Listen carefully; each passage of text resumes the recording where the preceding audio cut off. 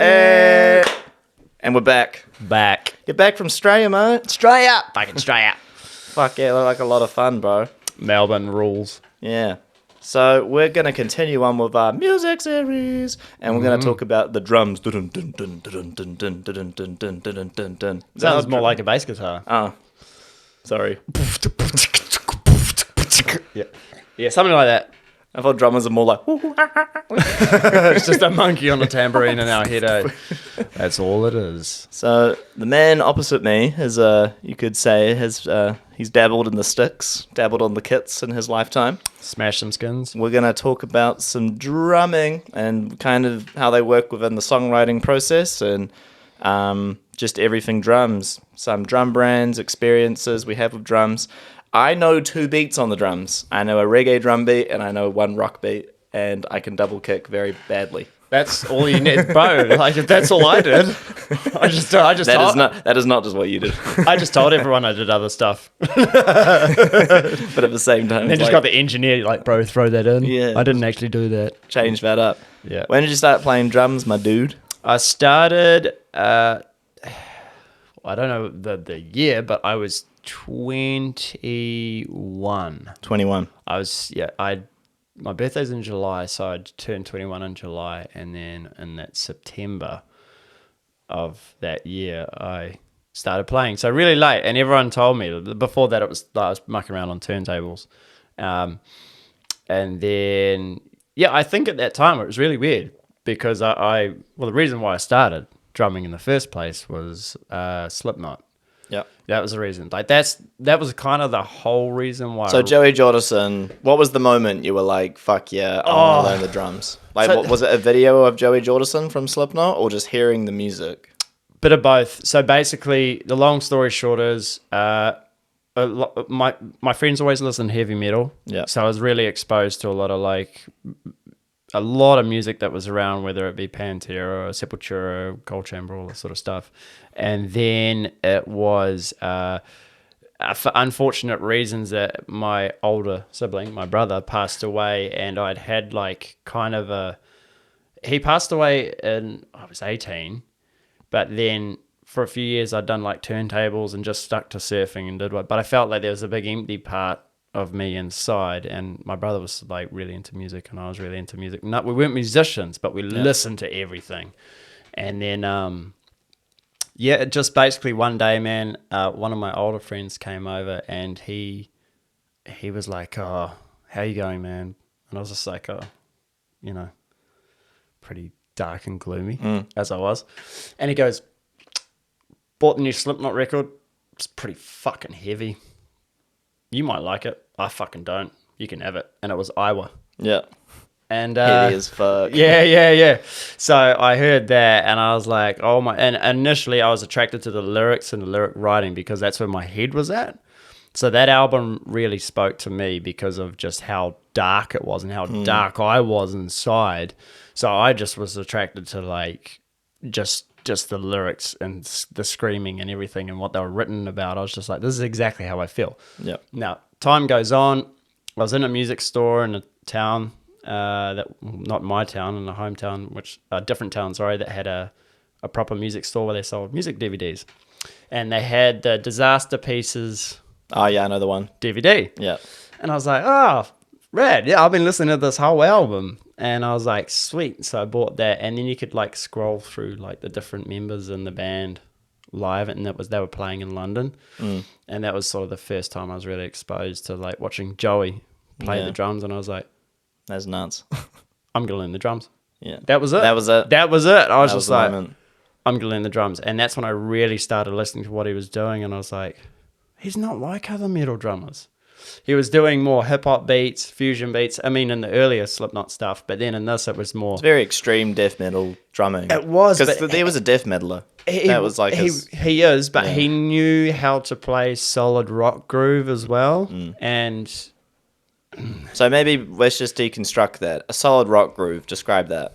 Wow, it's like your 4/4 beats. 4/4 beat. He knew how to play heavy and blistering fast, but he would do it in a very tasteful way in a part of the song. And I think it's because him, Joey, and Paul, the bassist, were the songwriters. So they knew where exactly, like, what goes where. And that's why he would turn just speed on and just heavy and blasting and all this.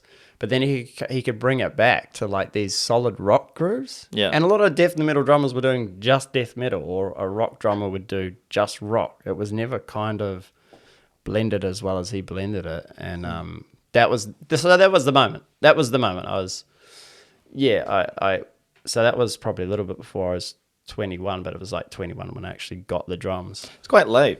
It was really like It's quite late, eh? Like Yeah. when like I think about it, because like when I last week talked about guitars, like I learned guitars when I was like 15, and I thought I was late. Yeah. I thought I was late to the party of that, because I saw other guys who play guitar been doing it since they were like 9 years old.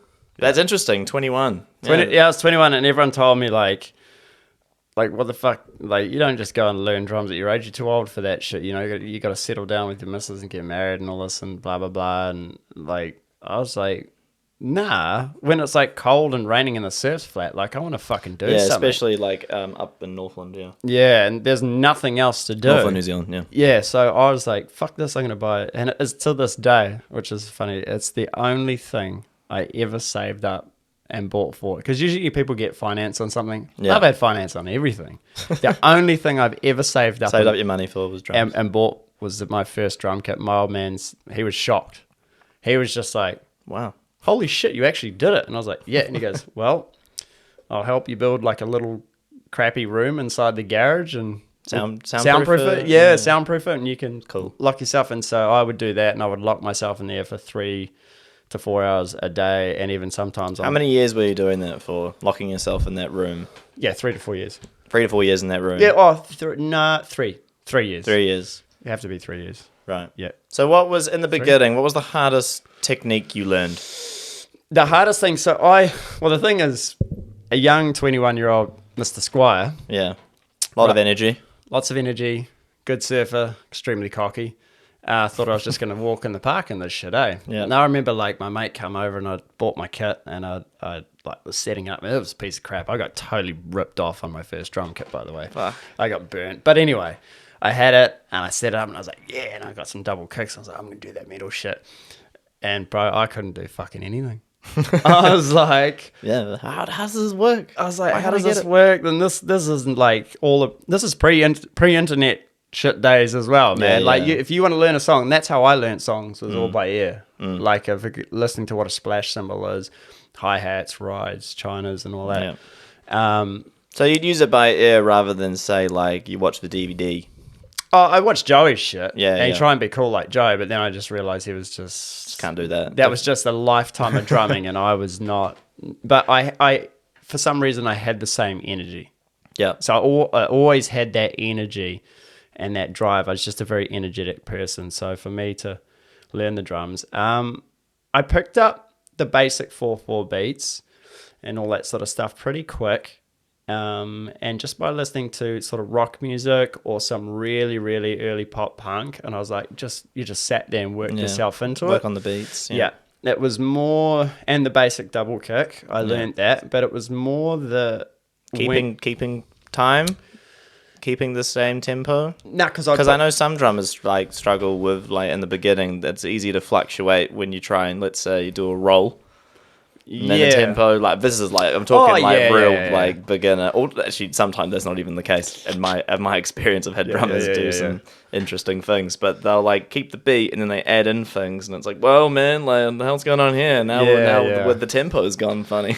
it's all right if you throw a roll in and it's completely off time, but you better come back on. Yeah, well, that's it, right? If you go out of time, you can only really do that with experience, and you got to know what you're doing. You got to bring that shit back. Yeah. You got to bring that shit back. But no, so I was sweet with that. The hardest part for me was learning all the off time shit. Off time. Yeah, the independence, like separating your limbs. Yeah. So your left and your right, you got to be doing completely off time things to your right leg and left leg, and all. So the coordination of syncing them up together. Yeah, that. So which part was the hardest? Doing that stuff. Doing that. So that. Like, I can say straight up right now, I smashed some shit in that room, man. You just couldn't get it. I was getting wild. Like, I was getting ferociously wild and smashing things into the wall. My fists, cymbals, stands, because I was getting so violent. fucking violent, man. Really violent. And this, but it's sweet as I'm in my padded room, releasing it at the just tension. Yeah, just going nuts. Kind of like therapy, though, in a way, isn't it? It was, because I was burning all that energy anyway. But man, I got so angry when I couldn't nail like off time hits, and just learning how really if you play like groove. But you have to learn to separate that hi-hat from that snare and that leg, man.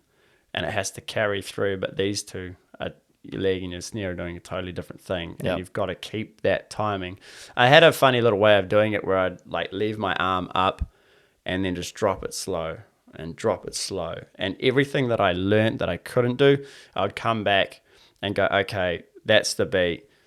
And then I'd do this weird arm drop thing, because I knew if my arm was dropping like this, I could see it wiggle and get out of time. And I was like, no, you're going to drop. Yeah. And kind of almost breathe through it to learn how to do it. And I'd slow it right down to what the pattern actually was in a song that I'd be listening to. And then I would just go over it and over it and over it. And then I'd kind of bring it up to speed to what it is. And I'd just sit on that one thing for like, to basically your hands are bleeding. Yeah. You've ripped all the skin off, and you're just going, that's just one thing.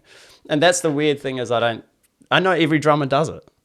Every drummer's gone through the same shit where they're just like, fuck, I can't fucking do this, man. That's like every musician trying to do that. Yeah, your fingers are just wrecked and you're just like, oh, I just can't do this. And the only way to do it is really like go away and come back as well, right? Yeah. For me, it was just like strap up the bleeding fingers, keep going. Just keep going. And I progressed very quickly doing that. And I had a goal in mind that I was like, oh, I'd love to be in a band before I'm 30. Because everyone gave me shit that I was too old to be learning an instrument. I was in a band within like 8 months. So dedication. Yeah, and it was. Day. Yeah, and I would actually drive home. This was funny. I was talking about what I used to sacrifice. I would miss my lunches. I would drive home. I lived about 10 minutes from work. I had a half an hour break, so I'd get in my car, fucking speed the whole way home, jump on my drums for 10 minutes, and then speed back to work. Yeah, that's mental. So I'd miss lunch, and then I'd go home after work and just go crazy on the drums for hours and hours and hours, to the point where you fatigue yourself, you shit yourself, you dry reach because you've just exhausted your body. And I did this. I've done this most of my life playing drums, and a lot of it, it's kept me fit. You have to be to do it. It also kept me broke. Yeah. So talk about that. So like with drums, we're trying to keep up with like the replacement. So as a guitarist, our main thing is obviously strings. Sometimes you got your cables, you got, let's say with the guitar itself, you've got maybe you got to do some soldering on the old jack and that. But with drums, it's just so much more of an investment, because you've got literally like guitar is like one entity, and then drums is like, depending on your kit, 7 different things. 7, 8, 10. But you've got you've got a snare drum. Yeah. You got the snares, then you've got the resonant head, the batter head. Yeah. And you got to learn like which does which and which one suits you and how your playing style is, right? You've got to have the stand for that snare drum. Yep. And that sometimes you don't have the right height stand, so you have to go find a stand that fits that. And once again, this is before the internet days. I had to figure this shit out in a country town on my own, that we had no music stores. So I had to drive to Whangarei or Auckland, which was like an hour away, or generally I drove to Whangarei, but sometimes if I came to Auckland, it's 3 hours away, but I could get more stuff. Yeah. But you're looking at hundreds of dollars or thousands just on stands, and then like the kit, depending on your level of playing.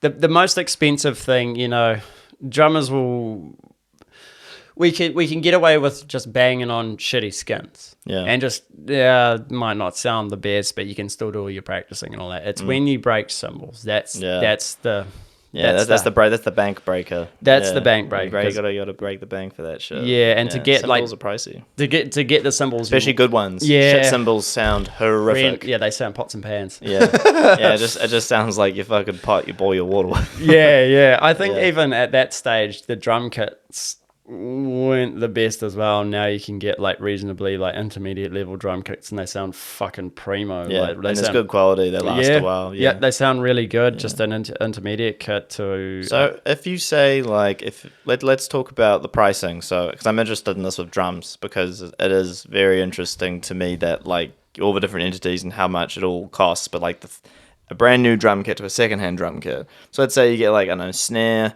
2 mid toms, low tom, crash cymbal, ride cymbal, hi hat, bass drum, drum seat, plus the stands. How much is that brand new? Top of your head? Oh, it might be like $2.5 grand. $2.5 grand. $2.5 grand, $2 grand. People might watch this. Go, oh, fuck, it's fucking $1,200. Or maybe you're in the US, in New Zealand. Yeah. If you want to get the cymbals and all that, you might look at $2 grand, $2.5 grand, and that'll be relatively okay and get you going and all that sort of thing. Would you say it's better if you want to learn drums to buy a brand new kit first or if secondhand?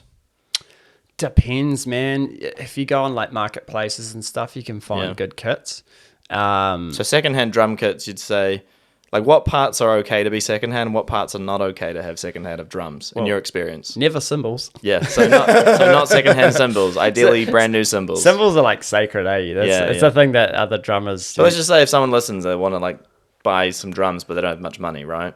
Yeah, go on marketplace. You can buy. Yeah. You can generally just look around. Like, obviously, you're not going to buy something that's got DW written on it ever, unless you have a mortgage. But there's good, like Mapex do great drum kits. Pearl do great. But Mapex, Pearl is such a common brand. Same with Tama and all that. You can get really Mapex. I like Mapex. Yeah, you can get good intermediate level drums, and you can probably get those for like $1,500. And you might get like a whole setup just minus the cymbals. You know, like it'll be a fully skinned kit. You might have a couple of stands and all that, and the hi-hat stand, a kick pedal, blah, blah, blah. It's all skinned, ready to go. You might get the throne with it as well. But yeah, the cymbals is the other part. And then you're going to be spending, it can be anywhere from $2 grand to $20 grand on cymbals, depending on what your flavor is. Yeah. How many cymbals you want. But let's just say like a ride cymbal, crash cymbal, hi-hat.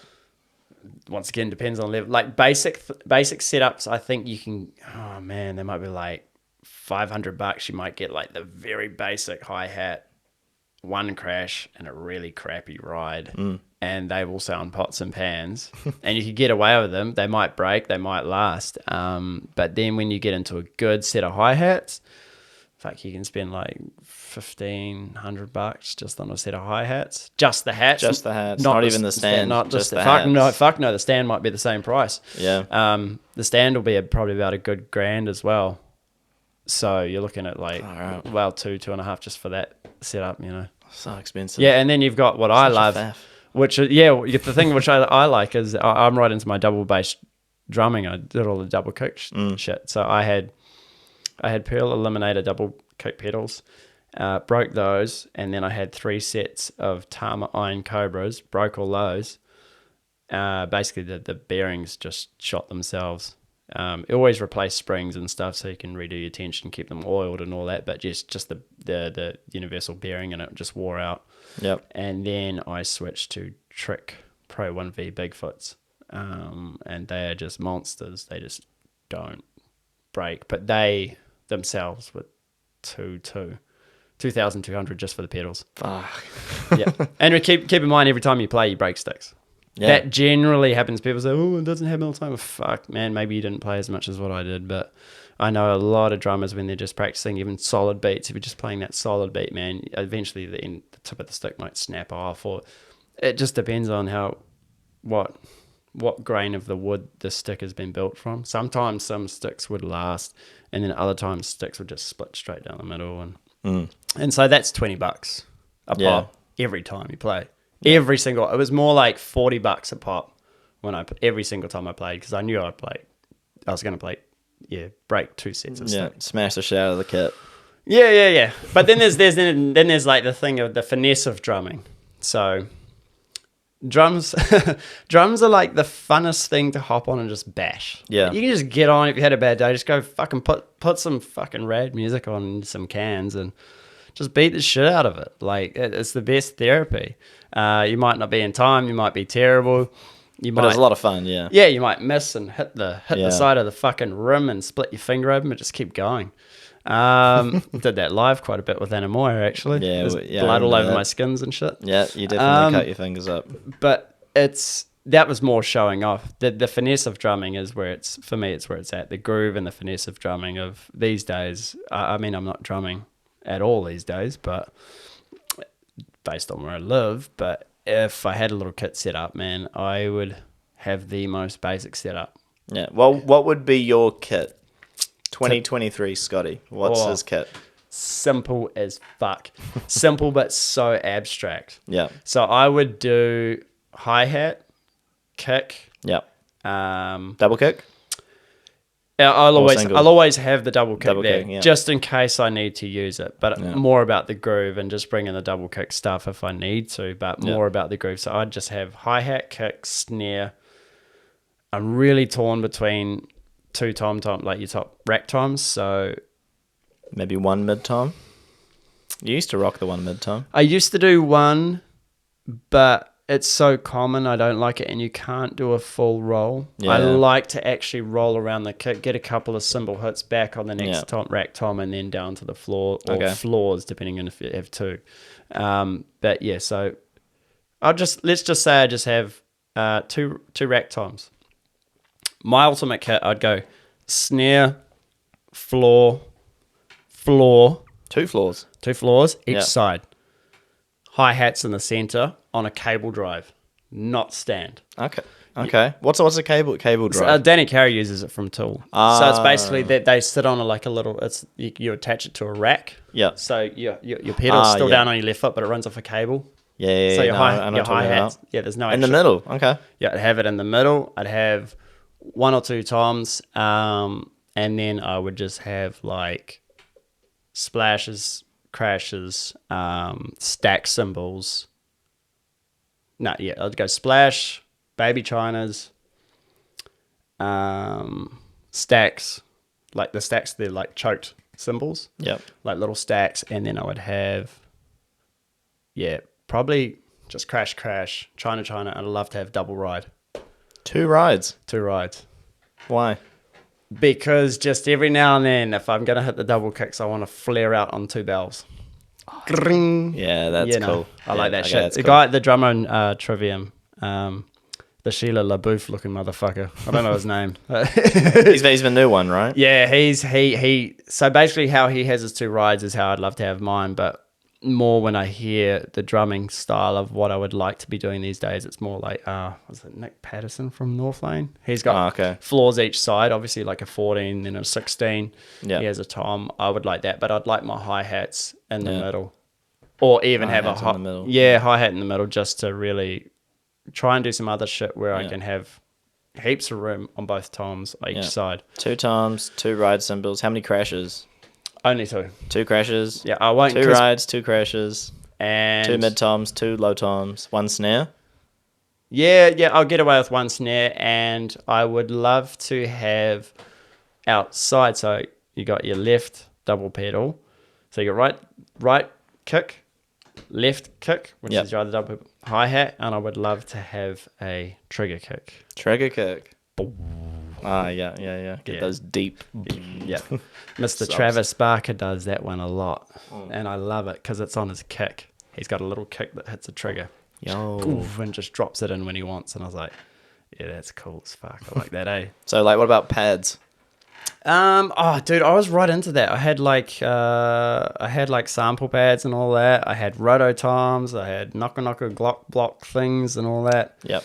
I had a massive kit for a long time, but for me, I could really just get away these days with just having tom, snare, and a hi-hat and just figure out a bunch of grooves that way. Because if you have like a snare, a hi-hat, even just a floor tom or two toms, make sure it's like one's rack, one's floor. You don't need all the crashes and chinas and all that other shit. All the cymbals. Nah, like it's weird. I would almost play these days if I envisioned myself writing a lot of music these days, I would go back to bare basics. Snare, hi-hats, floor toms. To be creative within like a limited amount. Yeah, man. And then if you need the extra, then because we know what crashes do. It's white noise. Yeah. You know, if you get like a nice sweet one that's like, bish, like then that's cool for accenting things. But a lot of drummers, and it kind of fucks me off, they go straight to just like playing like, oh, really? Like, just shh. It's all we can fucking hear again. Yeah. It's just that white noise. And I'm like, nah, man, play some groove. And you'll see like great drummers, great gospel drummers. Like, I don't really know the names of them, but in America, like some of these gospel drummers, if you watch what they do with a hi-hat, kick and snare, you're just going, fuck me. That's better than anything I could ever do over a whole kit. And interesting. They've got a kick, snare, and a hi-hat, and they're just the patterns they're doing, and it's like, oh my goodness. And like, I'd love to strip myself almost naked with the drum, like the drum kit's naked, it's bare, the bare basics of a kit. Write a song like that, then bring in. Oh, then I'm gonna bring in. You're gonna add on like the icing on your cake, pretty much. Then freestyle it with the little accent symbols and go, oh, that's when I can. Find the room in the song where you can do it. Yeah. As opposed to setting up your basic kit with. There's always a place for crashes and rides and going straight into just noisy rock stuff. Cool, but for me personally, I'd like to be a little bit more abstract about it. Like really strip myself back. And then add on later. Yeah, if needed. If needed. And that's one thing I've always sort of, I think from playing live, and you get sick of just this and just smashing. Same. It's not cool. And what it does as well is it blocks out a lot of your kick sound. Yep. And that's fucking annoying because you really want to hear. Yeah, you want the kick to be louder than pretty much everything else on your drum kit. You want your kick, snare just absolutely locked in on their patterns, but sometimes this can drown it out and you'll be looking down. Dude, there's been times playing and I'm going fast with my feet. Yeah. And I'm like, I can't hear it. Well, I don't know if that's in time. Yeah. You know, you've done your most practicing, everything feels good rhythmically, but you kind of like, this is drowning out everything else. Yeah. So it's fucking, But definitely that I'd be quite stripped back on the drums these days, I think. Yeah. Okay, what's an overrated brand of a drum kit in your opinion? Overrated. I don't know if there is. They all sort of came up. Because I think... Or underrated. Overrated and underrated. I like the fact that people are building custom drum kits, like Simplonius, which is something that I got a snare drum from. I like the fact that people are doing that. Who's the other Kiwi there's brand? Like they're quite big. I was Simplonius, but there's another one. Yeah, there's a few of them. Regardless of overrated and underrated, honestly, it's just your personal. Because you get drummers. It's the same with skins. It's probably the same with strings. Or the same with picks. You know? They'll be like, "Oh, Pearl sucks. I play Tama," and then Tama's like, "Oh, Pearl fuck." You know, like, it just goes back and forth and all this, and it's the same with skins. Like a lot of drummers bagged out Evans heads, and I always used Evans, and I was like, "Fuck, maybe I'm wrong." They're like, "Nah, fucking Evans shit, man, Remo all the way." And I was "Oh, okay, oh shit, sorry." And then I've used Remo and gone, "Oh, I didn't really like those," and gone back to Evans, and then they're both challenging. They're both on this level. Yeah. And it's the same with drums. I found that like everyone's kind of on a level now. It's different when you get to drums like DW. Yeah, because how they're doing, or you pay a lot of money for the reference or the masterclass series from Pearl. It's how they're fine tuning their lugs. They got way more frets on them. They're really, really fine, so they can't fall out of tune so easily. They can really hold the tune that well, really easily to tune as well. The bearing edge on the drums might be different, and then what woods they're splicing together, whereas mahoganies and maples gives you richer tones and all that sort of thing. So but the thing is, I find that's just personal preference. If you want to have like a mean as drum kit and you want to like mortgage your house on like 20 grand of a kit or something, and you leave that at home, and that's like your fucking buzz. That's what you do on the weekends or your nights, and fuck, cool, man. But you never take that to a gig. Nah. Some pissed fucking idiot will fall over it. Yeah, 100%. That's what happens when you bring all the nice gear somewhere. It's probably going to go missing. Or Yeah, or someone's gonna break or the it. next, what we found is like Next always. band comes on. Oh, "Hey, bro, I didn't bring my drums. Can I your just gear use looks yours? pretty good." It's like, fuck, I forgot everything, even the sticks. It's like, hey, you forgot it. Oh, dude, I had a drummer do that to me. We were playing, and I didn't care. I never cared because I had a shitty Pearl export kit. Yeah. And, I dropped that down the driveway at Robbie's. A dong, da dong. Yeah, I didn't yeah. give a fuck about it. No. It was a gig kit.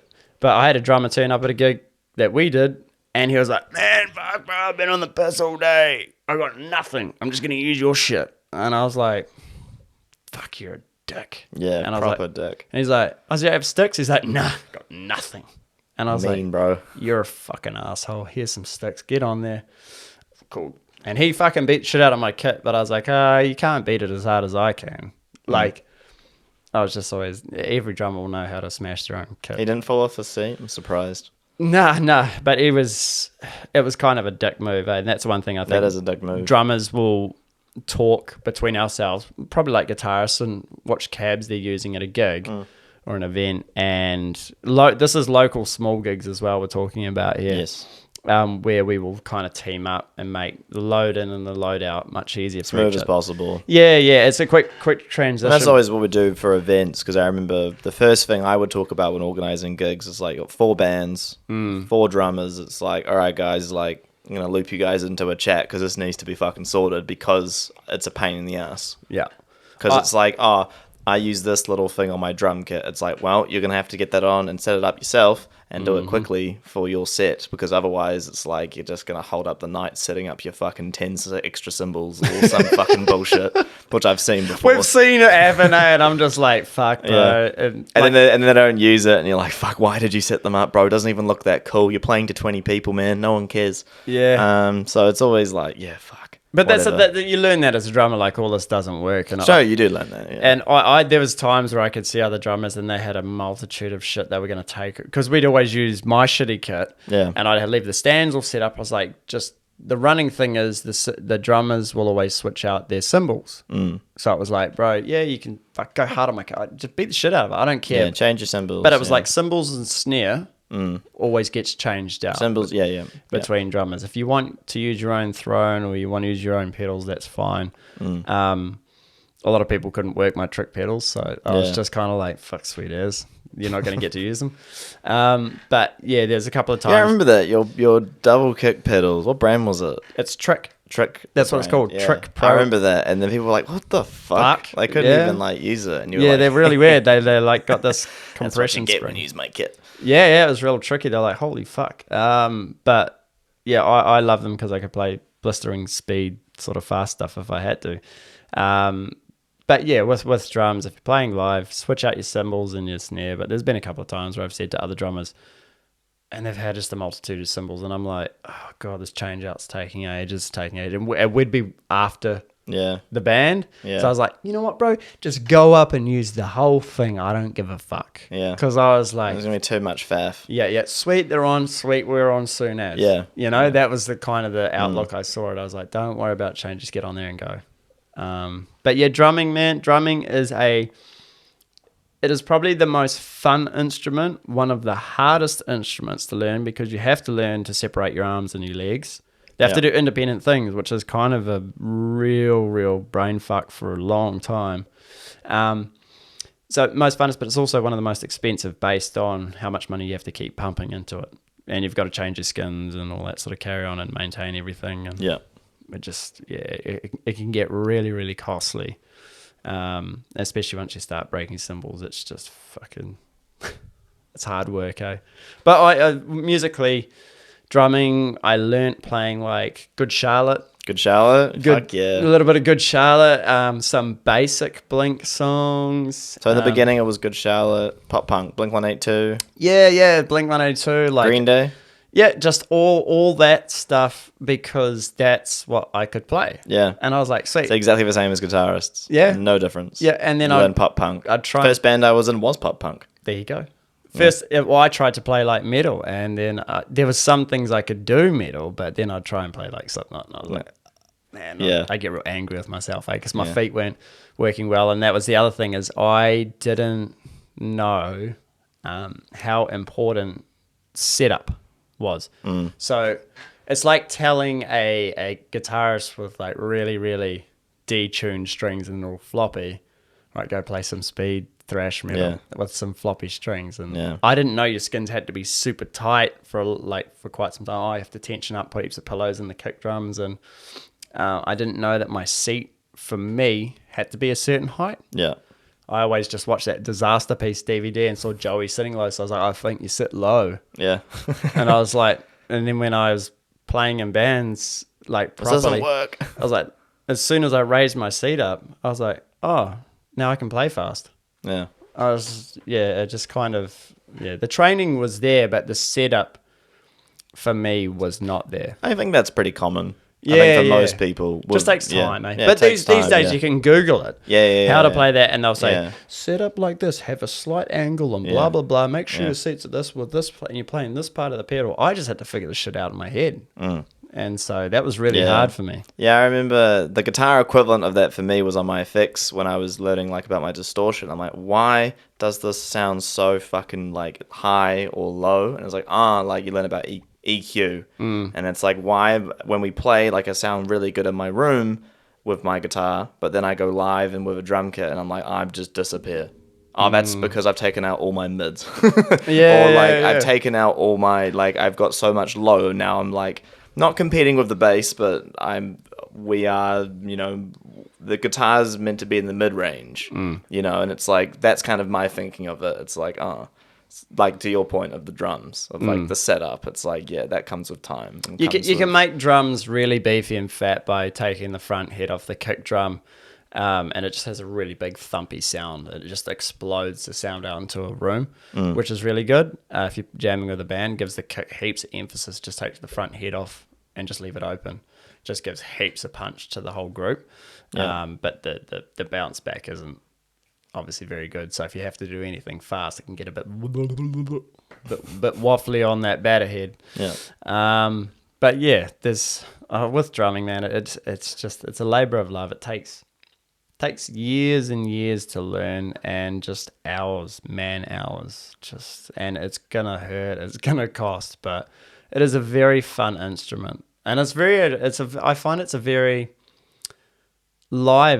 pleasing instrument to watch. A drummer around a kick. It's very like capturing to like the eye, because you just see all their limbs going and doing crazy. You actually get to hear the cymbals how they sound live, which is generally way different than a recording. Yeah, it is. You get to hear a ride bell go bong, and it's like, wow, that recording didn't really capture that moment, and it's very hard to get those cymbals. It's all about moments with with drums. I think even more so than guitars and bass, and I mean vocals is moments, but we'll talk about another time. But drums is very much. I agree.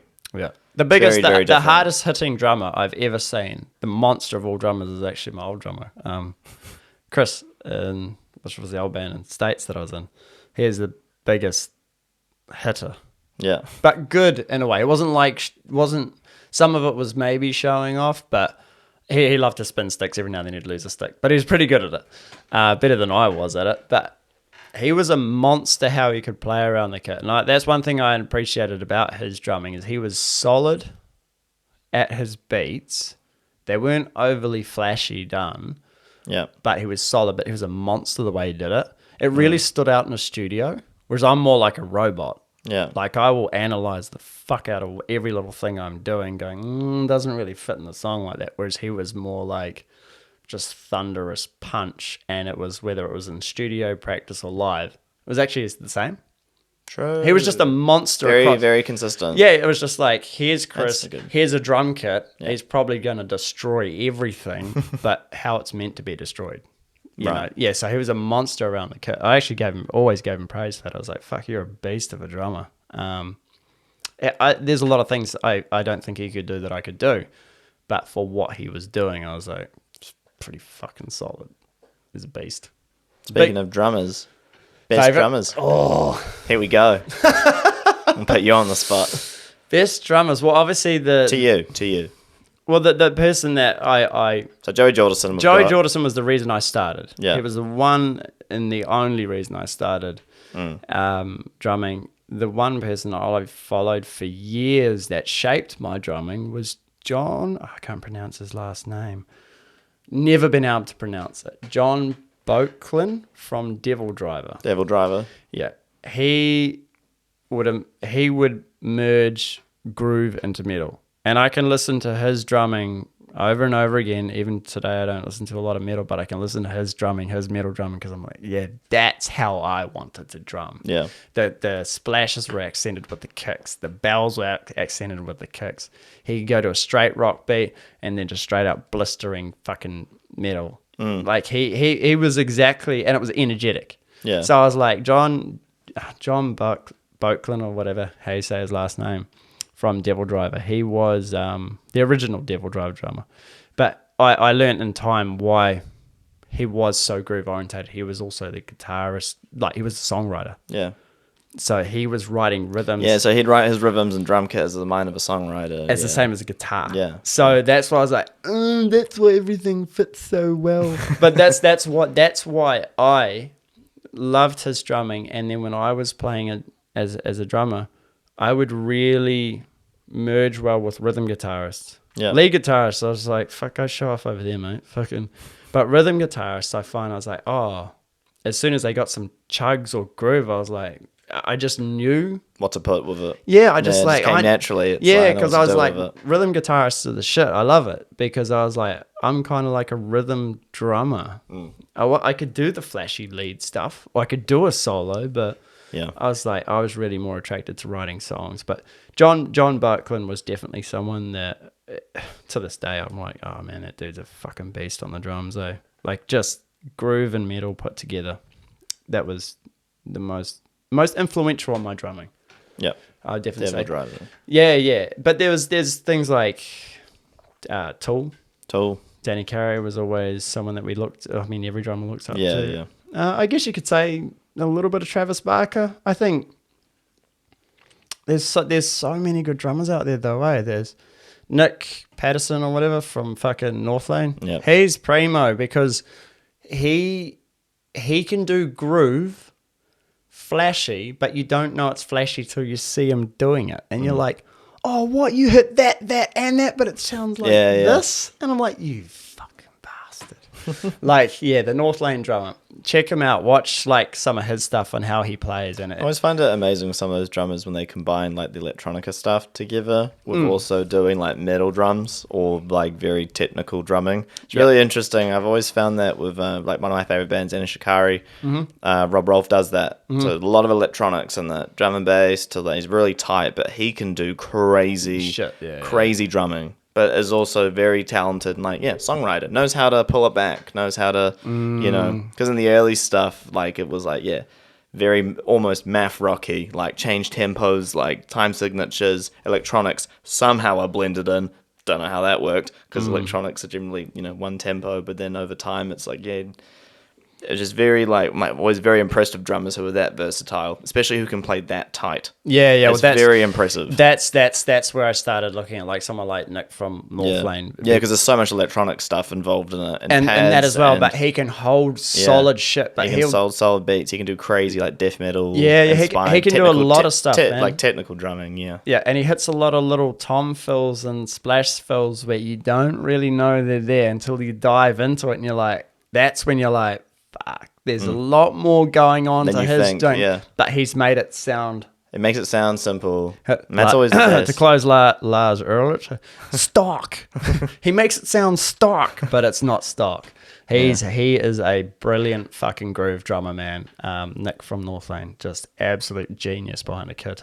But I would say he is extremely obsessed with just playing. Yeah, well, I mean, they've been a touring band now for. I think they started in 2009, 2010, so it's been a while. Yeah. First album came out 2011. I didn't hear about them until which album I first heard them? It was after Discoveries. It was just before Marcus joined. I heard about them before he joined.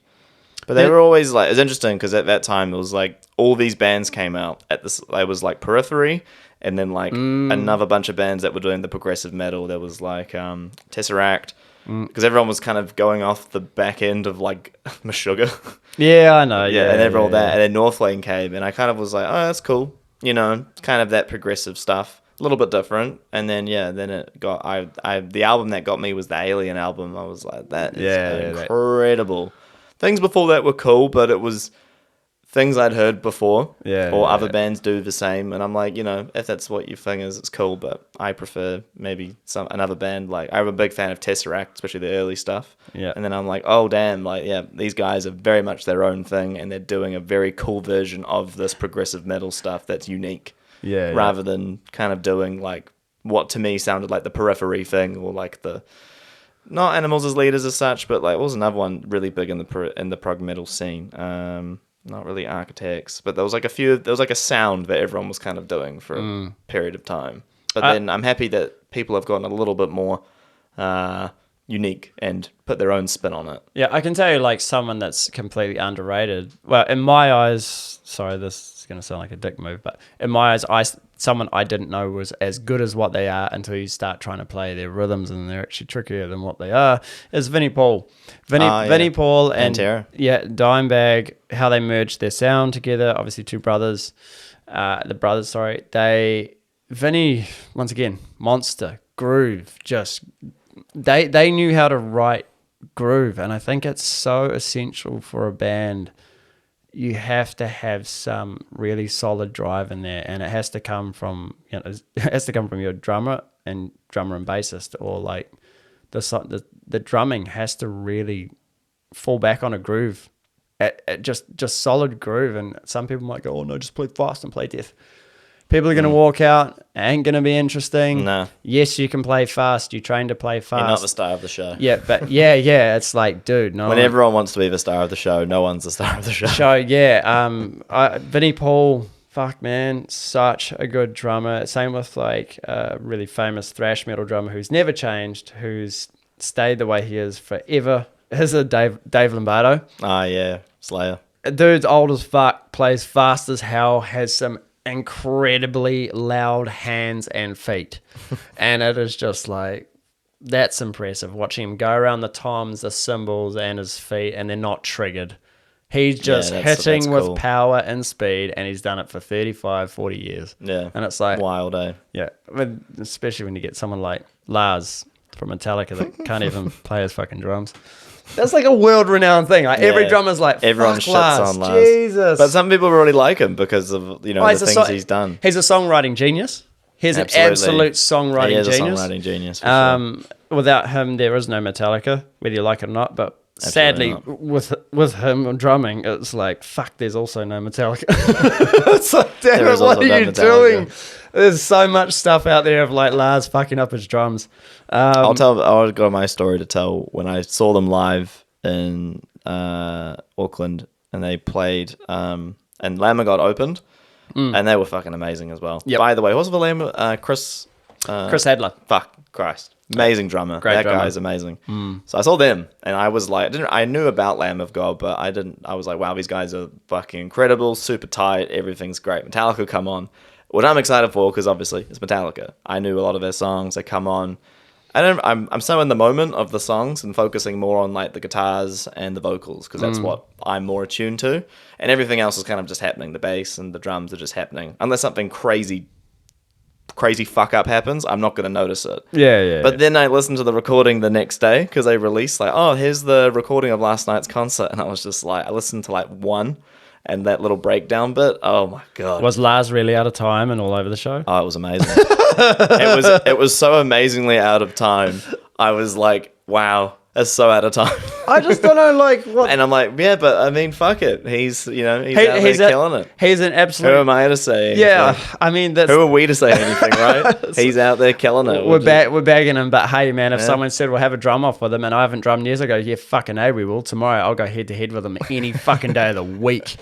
Like, and don't even give me a drum kit for fucking 10 years and throw me back on. I'll smoke him. Like he's a songwriting guru. Yeah. For Metallica, and he was the right person for the right job for their music. But as a drummer, I have never, ever once looked up to Lars Ulrich, not once, and gone, I want to be that guy. I'm like, fuck no. I never want to be that different for guitarist, because looking at James Hetfield, he's amazing. He's amazing. Yeah. And he's a brilliant... He'd be a great drummer, to be honest.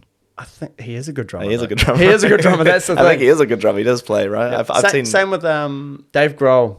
Amazing drummer, man. Of course, yeah, Dave Grohl. The late Taylor Hawkins. Yeah, rest in peace. Very Fuck, sad. dude and he was also a great singer. He was an amazing singer. Like, that's the fuck. Those two could just change Assholes, around. absolute assholes. They could just switch it up, and it's like, Yeah. you guys are so good at what you do. But Yeah. Dave, amazing drummer. Taylor Hawkins, amazing drummer. There's the Overrated drummer. Well, I just No, apart from Lars, that's a real standard one. What's another one apart from just Lars? fuck. I don't know, because I can usually find a lot of good things about drummers. I don't. That's actually better though. I'm just negative. Yeah. No, there's I want to stir the pot. I want to go Yeah, viral. I put it this way. I've tried to look. I've quietly, secretly tried to look for Travis Barker fuck ups. Yeah, it's pretty hard. He's fucking really good. Yeah, yeah. And I was like, he is a great drummer. but he's addicted to it. Plays all the time. He's obsessed. Though, that guy. And he's a traditional, marching tenor drummer, whatever they're snare. Yeah. Yeah, that's marching band drummer. Yeah, that's his. That's how he's actually trained when he was a kid. What about Tommy Lee? Whoa, drunk. Drunk. So that's how I'd explain his drumming. Drunk. Drunk with a big dick. Yeah. Guy's a big dick. Yeah. So, yeah, he's a big dick with a big dick behind a drum kit. And so, yeah, I mean, props to that. He just did that solid rock shit, and it worked. You could just get pissed, smash a drum kit, and and just so that was kind of. But as a drummer, though, he's good. Yeah. Oh, I mean. He's like a how would you say it? Like when He's an entertainer. Yes. He's an entertainer drummer. He's an entertaining drummer. That's where Joey was kind of everything.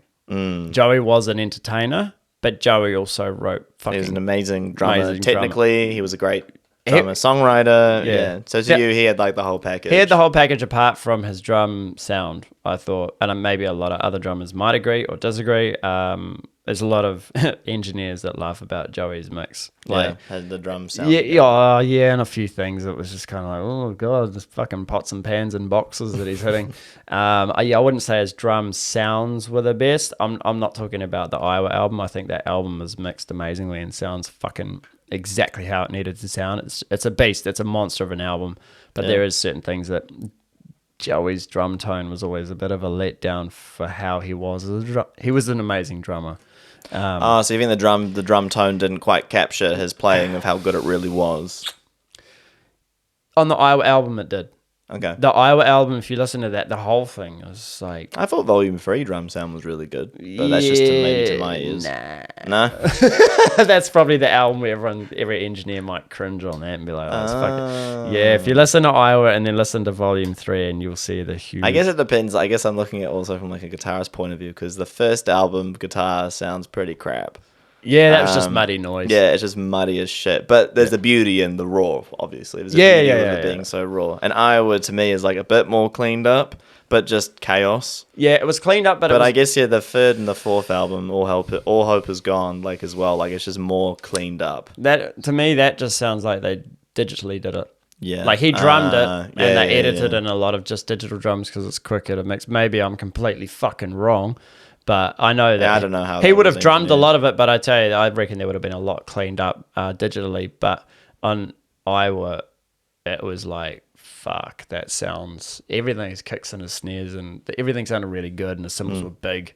The chinas were really crashy as well. They really cut through, and I was like, oh fuck, this album is really good on like the mix for that sound for metal. But yeah, I'd say he's an entertainer, but also a great drummer. But with most drummers, man, like for me, drummers that I get inspired by, if I can find videos on YouTube of like gospel drummers, church drummers, these are the guys that you just go, oh man, they got chops. Yeah. They got chops and fills for days. And you can't, like, you can be really experienced at heavy metal, go watch them tear up a Yeah. kit on a church Sunday session, and you're just like, damn, I might join church because that shit is fucking tight, man. You might become holy. Yeah, they are just so solid, and they're so fast, and there's so much. They never, because you got to remember, there's keyboardists, bassists, there's So much going on. there's There's like 10 singers. all these women singing and backing it, and they got to hold that shit together, and they're doing this blistering solo in the middle of a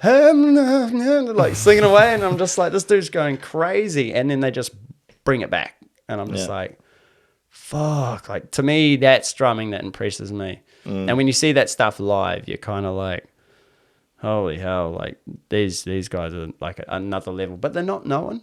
They're just you know, Nah.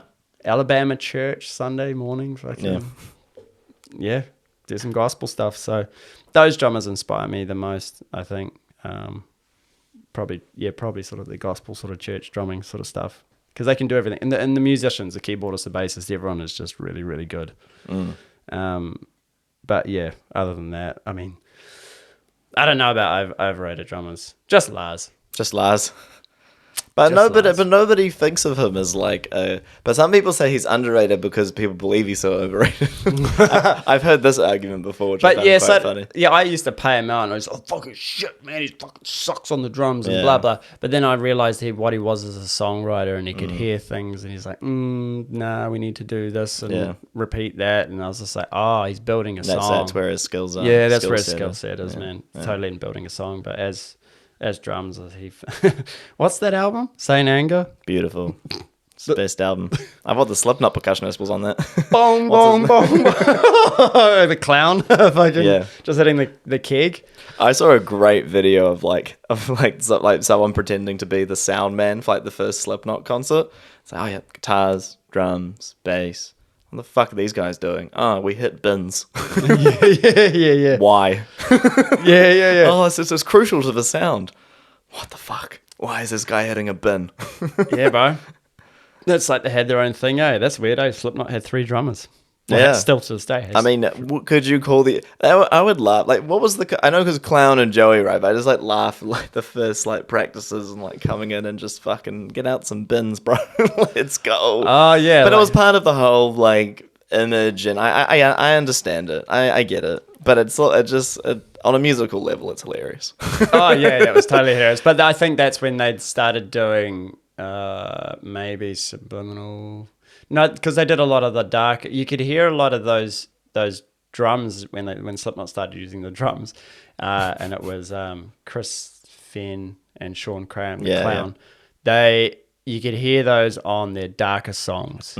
You'll hear them doing the back stuff. But of course, Clown was so much more than just that. He was everything in that band. Yeah. He was the he one. Owns it. He's actually the owner. Yeah, he's the owner of the band. He would tell everybody how to act, how to be, and how to organize. And I'm just like, yeah, well, this guy obviously is much more than just a guy who smashes a bin.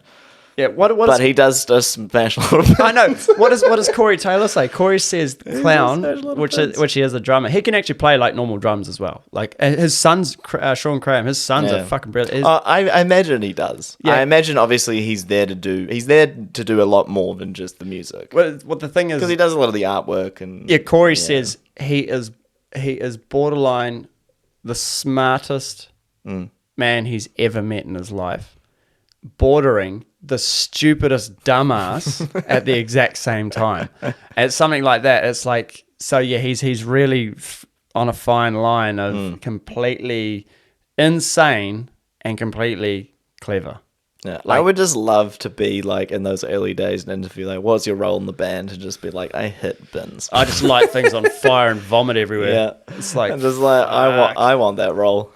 But yeah, I mean, yeah, but it's obviously he does a lot more than that. I'm very aware of that. Yeah, but it is just fun. It's just a funny thing to think. Yeah, about. I think you hear it more like on the earlier stuff. You would have heard it more live. Those when they were like, of course, and it does make a difference. Like Joey can't backing drum, Joey's shit, and hyping up the crowd and doing crazy shit. Yeah, of course. That sort of drumming, it did back it up. But but as for drums, man, fuck. I don't know how long I did it, but I sacrificed a lot to be a drummer, and it's extremely costly. It is one of probably the most funnest instrument to just jump on. I mean, every time a drummer jumps off a kit, a guitarist generally jumps on the drums. Yeah. And it's fun. It's like, dude, go for gold. I remember watching myself. I think I played one of your drum kits. I think at a gig, and then I just remember watching myself, and I'm like stiff as a rock, and I'm like, yeah, this is. Yeah, man. So like not flexible. Or Yeah, like well, it's going with it's the in your groove. wrist. And I'm just like, this is a stiff boy. That's like me when you put me on guitar and I You haven't. start stiffing up. Yeah, I have no idea what I'm doing. Like, oh, easy. And that's when I was like, oh, this rock stuff's hard metal. I'll just play like reggae. That's easy. Yeah. Some reggae stuff can Of course, yeah. can be tricky to get the timing right, but yeah, when it comes to like drumming as well, I would say to most drummers, listen to everything. Don't. Drummers can have a habit of, especially death metal drummers, of just listening to death metal and playing. Yeah, broaden the horizons of the music you listen to. They're training well. Yes, they're training to a click, and they've got all this shit set up, and they got the best gear, and they're playing precise and fast, and they got their blast beats, and I'm like, cool. But there's a whole other world out there that you can do behind the kit, and I'm like, take all that shit off and just have your kick snare and a hi-hat. Let's see what you can do with that. Because there's a lot of drummers I know that could outshine you just with those three things. And you think, oh, yeah, whatever. And it's like, no, there actually is. When you see someone, a great famous New Zealand drummer, Dylan Elise, I think his name is, he was paid to fly around the world doing drum conventions. And he was paid at like 16 to do it. And he's he was endorsed by DW, I think. Wow. In New Zealand. That's crazy. His family lived off him. Yeah, you wouldn't expect that. Yeah. And New Zealand. he was a fucking, I don't know if he's still doing it now, but he was an absolute weapon. And you could give him just a hi-hat and watch what he does with a hi-hat. And it was like, what? He'll have his foot up on it, throwing a stick underneath and a stick over top while doing a spin and have some beat going. And it's like, is that even possible? Yeah, that's mental. But there's I can rattle off names like Steve Smith, Dennis Chambers, Buddy Rich, blah, blah, blah, blah, blah. And a lot of drummers, Thomas Lang, these are all like session musos. Tony Royster Jr., who was a drummer for Jay-Z. I used to love his stuff just based on how fast he was with his hands. And then he'd come back to the slowest groove. He'd do like the fastest fills and then come back to just like the slowest sort of thing after that. It was just so funny to watch. And I was like, man, he was amazing. But drumming, man, but good fun, very expensive. True. Fuck yeah. Well, I'm not going to become a drummer because fuck that. It's a lot of work. I'm going to stick to what I know. But I always have a lot of respect for drummers who can just to hone in on the craft, to be able to use all the different limbs, to be able to I think compared to other instruments, it's just it's just the root of the band. If there's no drums, the driver's seat. It's the driver's seat of the band. It's the driver's seat of what you're doing. With like most music, it's the drums. So that's always the thing to me. It's like I can watch a band play and I'm like, is the drummer good? Because if the drummer's not good, the rest of the band's shit. Fucked. You have a great guitarist, you can have a great whatever. Doesn't matter.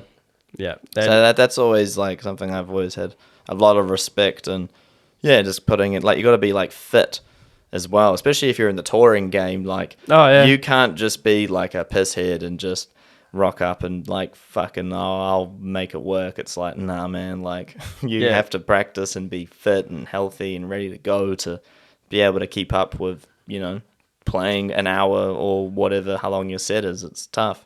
So. And I've always been very like in awe of that for sure. Yeah, the same. I think there was a stigma back in the day as well of drummers not being good with a click.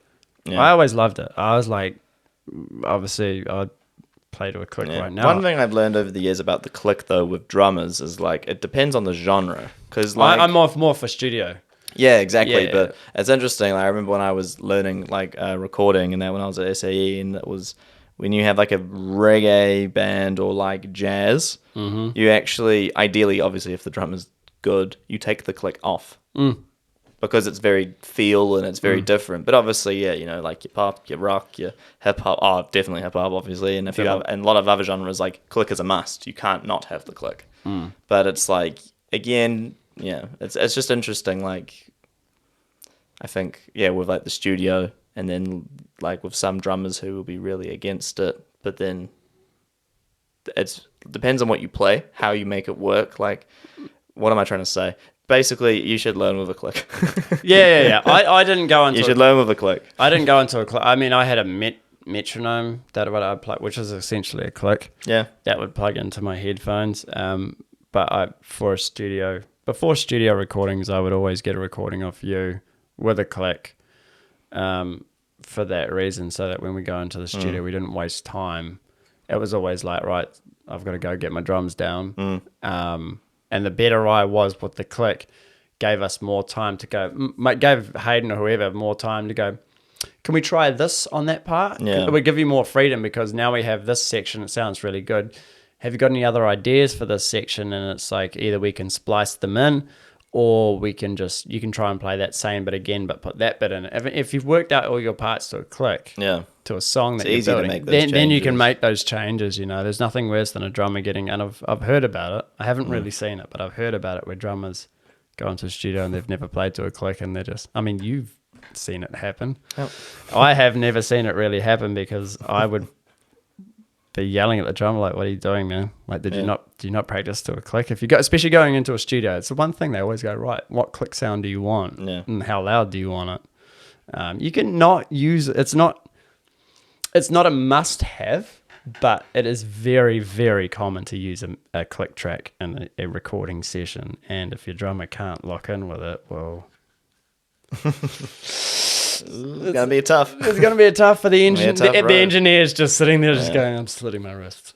But then it'll just help you so much in the long run. Yeah, and it keeps your band together. It's a long-term investment. Playing to a click. It keeps you better live as well. If you're not using a click live, you'll know when you're speeding up and slowing down because of how you've written the songs, recorded the songs, and then you're playing it live. I mean, sometimes we used our clicks with the samples when we played, and then other times we didn't. And 9 times out of 10, I was probably more hyped up, and you were hyped up, and those songs went really fast. Yeah, they would. And it was like, Jesus, we played that quick, and fuck, man, how good would it be to watch some of that stuff back, being like, I didn't know we could play that quick, fast. so quick. It's a race to the end. Yeah, because whenever we used a click, I think it was Killer or something, we used a click. We used it on a few songs. Yeah, we used samples in a fair few of them.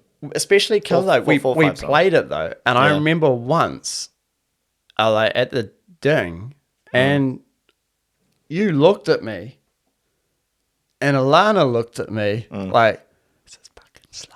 Yeah, and I was like, "That's our song." Yeah, and we were all felt wrong. It felt wrong, but when you hear the song, you're like, "Oh yeah, that's what it is." But we were just notoriously like, now, and then straight in. It was like, whoa, that's not how we recorded it. But poor Alana would have had to get through her lyrics a bit quicker than normal. Yeah, well, that was the other thing. It's like, nah, this is what we're playing the speed at. It's like, what? And the audience is just like, huh? Yeah, it just ends up being speed, but yeah, that's what it is. That was a good time. Sweet, bro. I think I might call it there. Yeah, hell of a chat. Fucking yeah. If you're listening, subscribe, like, and send us money. Comment, share, abuse me as much as you want. I love it. Yeah. Shout out to someone who talked about shoving someone up their ass to make some music. It's pretty good. Send in more comments like that. Yeah. Shove me up your ass. All right. Only Scott's out. Sweet. Later.